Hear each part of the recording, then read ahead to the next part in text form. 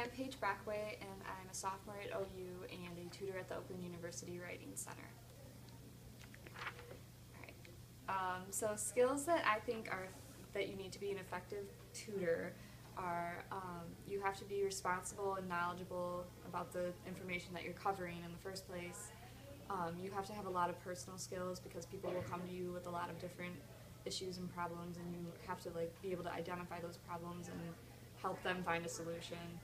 And you have to have a lot of patience because some people will come in super stressed out or having huge misunderstandings about stuff, and you have to be able to say, it's going to be okay, we'll work through this, I'll help you.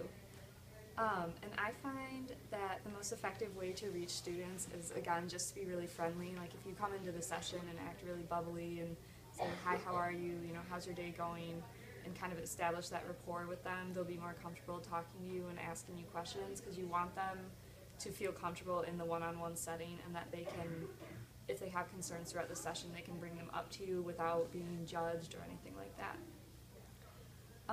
I incorporate using repetition mostly to help students identify their own errors in the paper. So if I find that a sentence isn't flowing right or there's something missing, I'll kind of just read that sentence over and over until the student kind of thinks, oh, there must be something wrong with it. And then, hearing it out loud for it's often the first time that they've heard their own paper be read out loud. Because you identify errors when you hear it out loud that you don't necessarily notice when you're just reading. So that helps them figure out oh, there's something not right here. How do I make my sessions interesting and worthwhile? Well, I feel like it depends on the type of session, because the students who are coming to the Writing Center because they want their paper to be read, they already have an idea of how they want the session to go. They have concerns that they want to bring up and questions for you, so they're already engaged in the session. But then sometimes you'll have certain professors will make their students come in for an assignment so that they can get a stamp, and then they'll get credit for making the Writing Center visit. And those students tend to be more disengaged, and you kind of have to, just be blunt with them and just say, well, I'm here to help you. You have this 40-minute session. You can't get your stamp without us making some progress, so we're going to look at your draft. And you just kind of keep trying to reel them in, and it's a lot different than with, because when we're tutoring kids at the Baldwin Center, sometimes it kind of feels like you have to keep them engaged and entertain them a little bit. But with the students at the Writing Center, it's more of a professional environment because they're there to do business with you. They just want their paper to be looked at. To form a relationship and bond with the students, it's good, just like I said before, to establish a rapport with them so that they kind of get to know you. And then eventually, I've been tutoring just for this, I just started tutoring this semester, but I'm starting to get regulars who keep coming back to me. So if they find you to be engaging or helpful or whatever, they'll keep coming back to you, and then you get to know them better, and you can say oh, how did the last paper go that we worked on, or how is this class going, and kind of form relationships with them that way, because it's important to remind them that you're kind of going through the same thing. So sometimes if I find out they live on campus, I'll say, oh, where do you live, and give them some personal information so that they feel more you're on their level because you're a student as well. Let's see. So our sessions at the Writing Center are typically, they're 40 to 45 minutes long. We try to keep it to 40 minutes because we have a survey that we have to fill out after every session. So we try to save those last 5 minutes to do that. But it really depends the amount of... Okay, so hi, my name is Emily. I've been a tutor at the OU Writing Center for just under 2 years. So in order to be an effective tutor, the main thing that I think you need is patience, just because you have a lot of appointments back to back, so you want to be able to convey to your client that they're important to you, and also you want to be just patient with them, because then they'll want to come back and they'll want to learn more and they'll want to keep improving.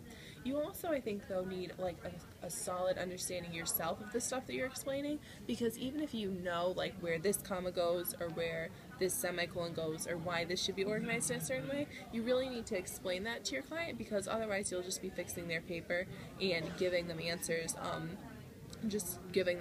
and they won't actually grow. They might be able to fix that paper, but you want to be able to make them independent. So the most effective way to reach your client or the student in this case is to basically just listen to what they need, because different students will have different priorities. Like an ESL student might want to work just on grammar, whereas a 160, like a writing 160 student might need to work more on organization or assignment adherence, where some students just have citation questions and that's really all they need. So that's a good way to reach your student, because it shows that you care about what they want and what they need, instead of just trying to like fit them into whatever you want to talk about. And also just, that's it. That's like all I have. Okay, so next one. Okay, so in order to show your client that that the session is going to be like interesting, so that they actually want to come in and they kind of enjoy it as well as getting something from it, you want to kind of relate to them. So it's important to like ask about their classes, talk about like their subjects. I mean, most students hopefully enjoy their major, so it's helpful for them when you ask about you ask questions. They often like to explain the stuff from their paper. And also I think just showing interest makes it a lot more interesting for them as well, because then they kind of see that their material is engaging to you and they're more likely to want to improve it, and they also just will enjoy the session more, and they'll be more likely to come back and more likely to listen to what you're going to say.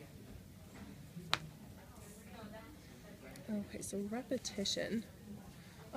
So in terms of repetition, when a student tends to repeat a certain error, you want to maybe, for example, let's say that they don't understand how to use a comma after a time frame, yesterday, comma, I did this.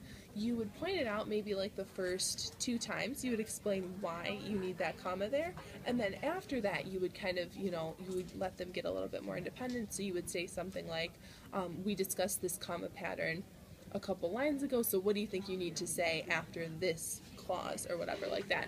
And after that you would kind of just leave it up to them. So you would just point to the sentence and you would say, well, you need a comma somewhere in this sentence. Where do you think that would go?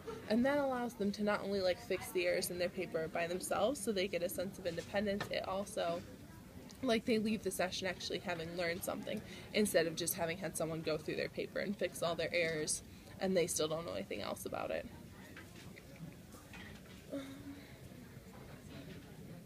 Okay, so in order to form a relationship with clients, you just need to be friendly, basically. That's all. Sometimes working on someone's paper is not the funnest part of their day, or the most fun part of their day. So you want to kind of make it enjoyable for them by showing interest, showing that you care about how well they do, just as, or almost as much as they do. And also just being really patient, because some people are not super secure about their writing, so you want to really point out the good aspects in addition to the things that they need to improve on, because then they'll enjoy coming to sessions, they'll be more likely to come, and they'll be more likely to listen to what you have to say. How much time do you spend on one subject or skill? Okay, so for each subject, you're staying so far. Okay, so for each subject or skill that we address in a session, the time that we spend on that kind of depends on what skill it is. For example, we mentioned comma rules, we wouldn't really spend a whole lot of time on that, because those are what we call lower order concerns, and the student should be able to pick up on that pretty quickly, instead of us spending a whole session on commas. However, we also have what are called higher order concerns, and those are things like organization, assignment adherence, clarity,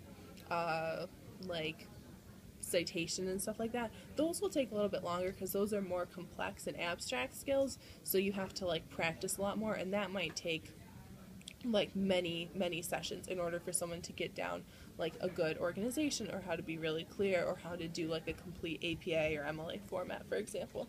So you just kind of need to assess the difficulty of what you're trying to teach a student, as well as their own strengths and weaknesses, and then determine what's an appropriate amount of time to spend on it that will use their time and yours most effectively. Okay, any tricks? Let's see.